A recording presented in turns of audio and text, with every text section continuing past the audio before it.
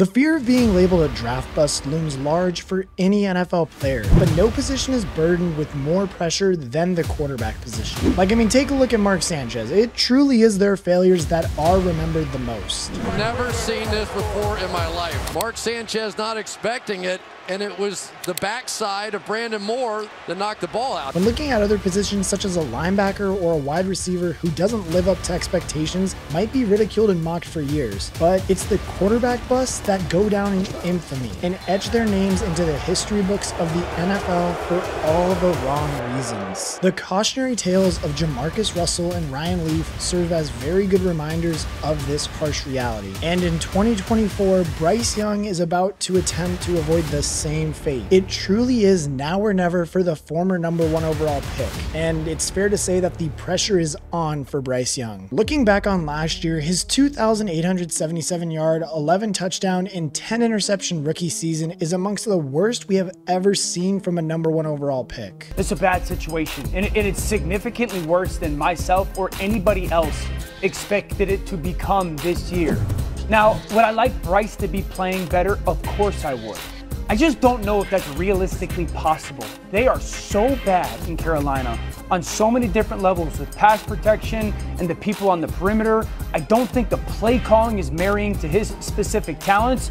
So my prayer is that he somehow survives physically and emotionally, mentally, to build for next season. His 59.8% completion rate was rock bottom amongst quarterbacks who played at least half of the season, falling behind even Zach Wilson and Justin Fields. It was truly remarkable how bad Bryce Young was. And it was even more underwhelming for Carolina fans who watched their team give up a king's ransom for the luxury of being able to select the former Heisman Trophy winner and national champion. Simply being the #1 overall pick means that you have a lot of pressure on your shoulders from day one. But for Young, that pressure was even more greatly increased due to the fact that the Panthers gave up such a large haul to trade up and go and get this quarterback. All while also being tied next to CJ Stroud's name, it doesn't help that Stroud has had a better career so far with it being just 1 year. I have a question around whether CJ Stroud in that Carolina Panthers uniform is any better than what Bryce Young has been this year. I really have a problem with the idea that if you put CJ Stroud in Carolina, they would be they'd be vying for the playoffs in the NFC South right now. As we look back on the haul, it included the 9th overall pick and a 2nd rounder in 2023, DJ Moore, a 1st rounder in 2024, and another 2nd rounder in 2025. Giving up that amount of draft capital, simply put, he had to perform. Otherwise, it was just a terrible haul for what they got in exchange. And look, I think it's safe to say too that if it's another year of what we saw last year, Bryce Young could go down as possibly the biggest bust in the draft history. And as crazy as that may sound and might piss some people off, I'll give the kid some credit and even try to give some of the defense to why he might have performed so badly in this video. Because look, the situation that he landed in was probably one of the worst situations a rookie quarterback has landed in probably the past couple of years. My only fear is the team is awful. There's no skill position players. They have not added to it. They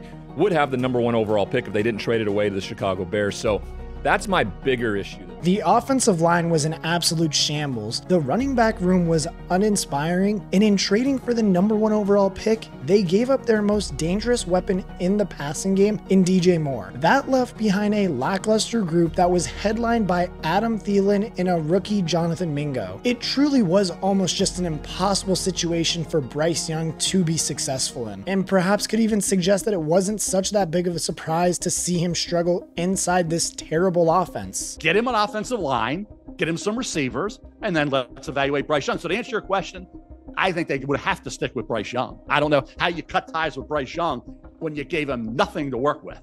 Okay, and now everything's been changed out from a coaching standpoint. So now back to where we are again with Bryce Young. Now, I think Bryce Young, it would be totally unfair to him to cut ties based on a year where he had no help. This roster was so bad that the Panthers could only muster up 2 wins. It was a dismal effort that was worthy of the worst record in the league in the 1st overall selection in the 2024 NFL draft. There was one big problem though. The selection that they had belonged to the Chicago Bears because of the huge trade they made for Bryce Young the year prior. And as we all know, Chicago used that pick to select the best quarterback prospect we have seen in years. Like, it hurts to say this for Bryce Young, but this team is about to take what I think is possibly the worst team in the NFL right now, and on a make or break year for Bryce Young, try to make him make it, which isn't going to happen with the talent that is around him right now. And it's all been while having no first round pick this past year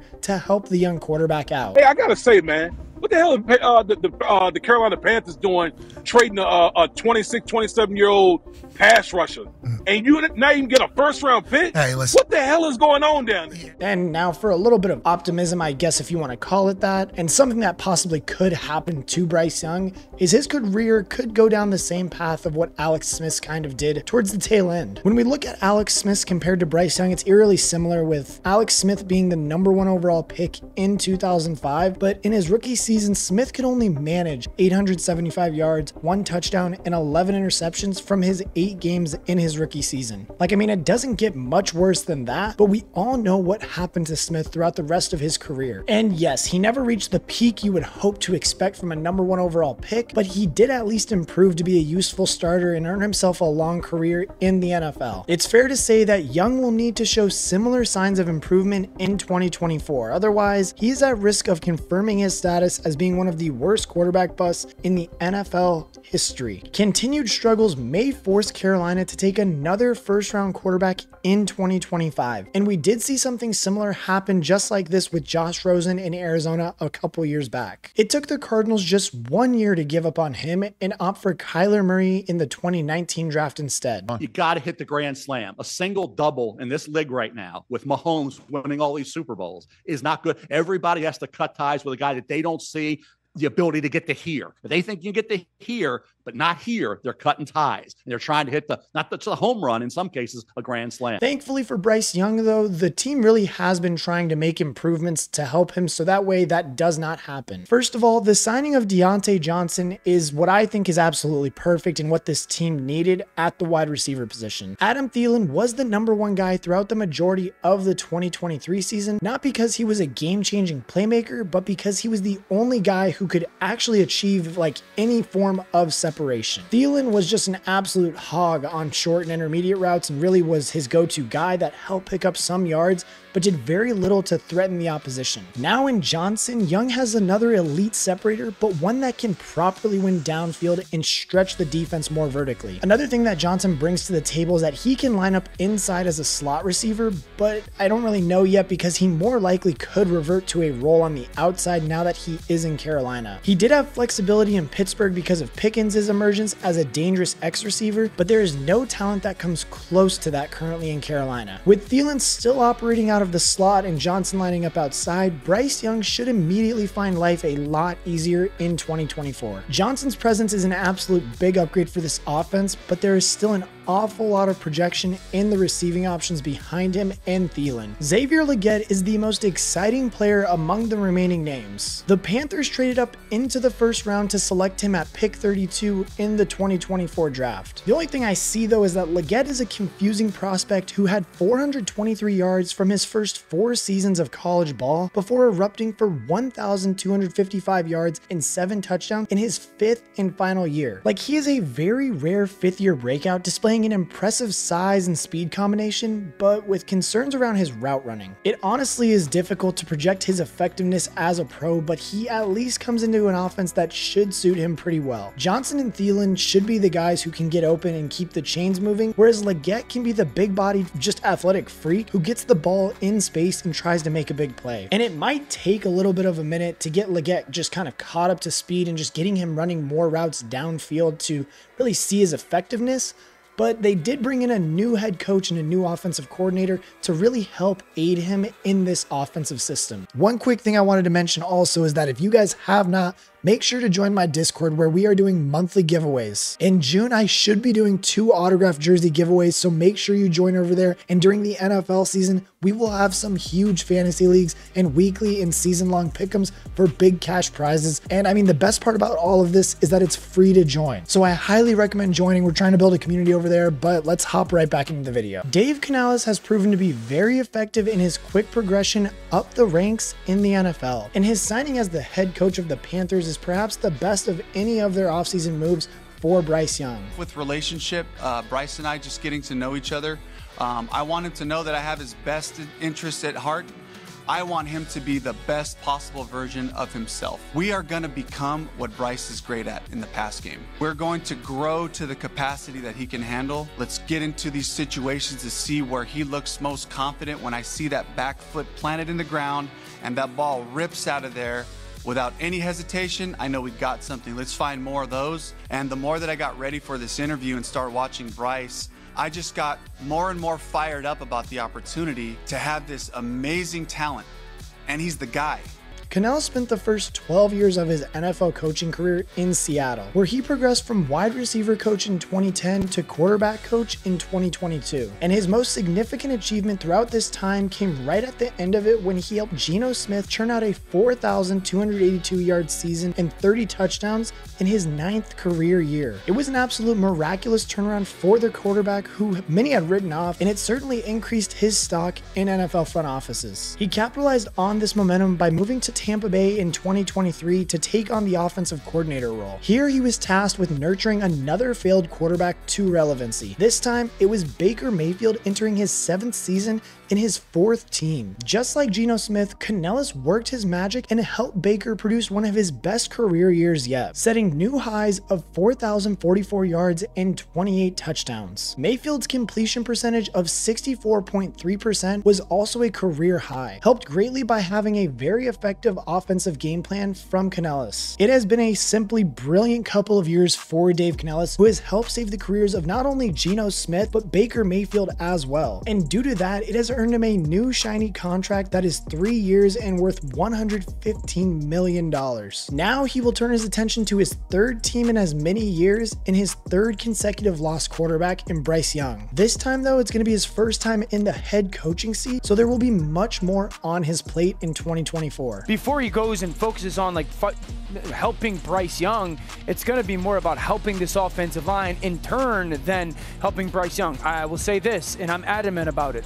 We are not judging Bryce Young until 2025. 2024 is still very much so a rebuild year in Carolina. But it's fair to say that everyone knows that his first and main priority is going to make sure that Bryce Young is not going to turn out and be a bust. And you can tell that this has been their clear focus after all of the offensive focused moves that they've made this past offseason, especially the ones to help bolster the offensive line. They got to protect the quarterback, which they invested like $1 trillion into guards, which, by the way, as a former lineman, I am so happy that these guys are getting paid. Can we get a couple claps for that for the offensive line? Absolutely. Yes, absolutely. Like, I mean, there are a lot of new names on this offensive line, especially considering that the whole interior offensive line is new faces. Damian Lewis from Seattle is coming in at left guard. Robert Hunt from Miami will be lining up at right guard. And Austin Corbett from the Rams is taking over at center. Hunt was the biggest of all of Carolina's offseason signings, commanding a whopping $100 million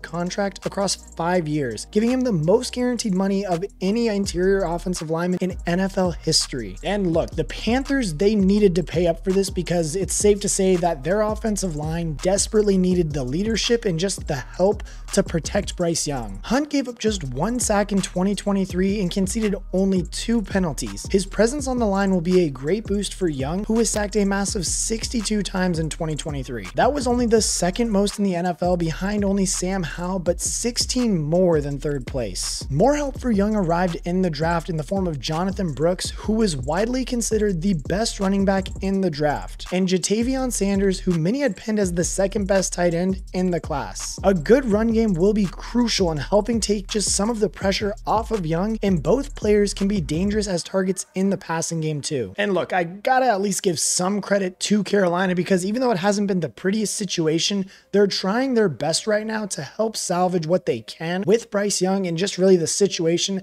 that they've put themselves in. And having to trade up into the 1st round of this past draft really made it an even tougher situation on them. But again, I really do think that the additions that they made in the wide receiver room with Xavier Legette and just Deontay Johnson, those are both premium wide receivers that can really take the top off if they're allowed to and just really develop into those roles that they hope that they can develop into. And personally for me, I think the biggest thing was just getting Bryce Young some protection, because last year pretty much he caught the ball and then just would run for his life.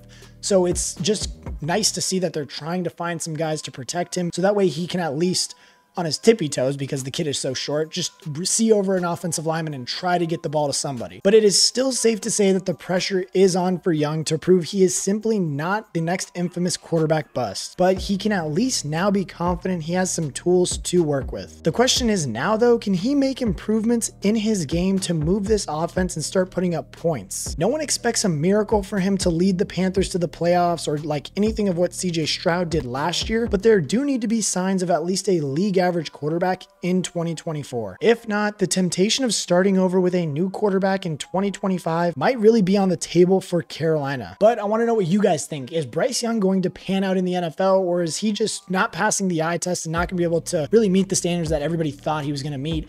And also another thing too that I just think doesn't help him is that everybody's going to continue for the rest of his career, no matter whether he turns out to be pretty good, average, or just terrible, he will forever be compared to just CJ Stroud because of how good Stroud has been compared to Bryce Young. But I want to know what you guys think. Let me know in the comment section below. Is he a bust, or is he going to pan out this year? And as always, I will catch you guys in the next one.